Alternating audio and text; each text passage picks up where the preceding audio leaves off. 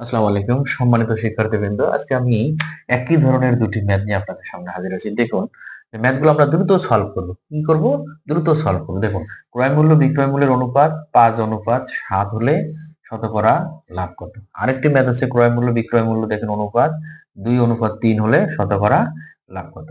তাহলে আমরা একটা শর্টকাট জিনিস মনে রাখবো, সেটি হচ্ছে যে আমরা যদি এই রকম কোনো লাভ আমরা বের করতে যাই, এগুলো ম্যাথ করতে যাই, তাহলে আমরা লিখবো হচ্ছে লাভ সমান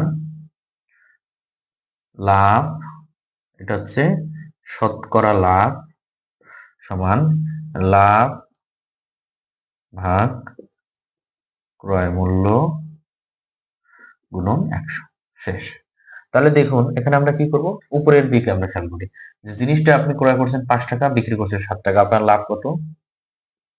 কিনছেন 5, বিক্রি 7, তাহলে হচ্ছে 2 টাকা লাভ। কিনছেন কত? 5 গুণন কত? 100। তাহলে 5 দিয়ে আমরা 20, 20 দুগুণে কত? 40। তাহলে শতকরা লাভ হচ্ছে আপনার 40%। এটি হচ্ছে প্রথম ম্যাথটি। আচ্ছা, দ্বিতীয় ম্যাথটি আসুন।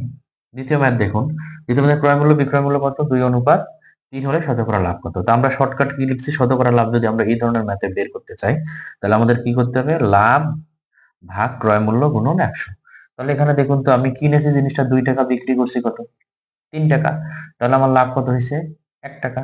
লাভ হচ্ছে উপরে 1 টাকা, ক্রয় মূল্য কত আমার? সেটা 2 টাকা, গুণন কত? 100। এটা কাটাকাটি করুন কত? 50। তাহলে হচ্ছে কত? 50%। ধন্যবাদ।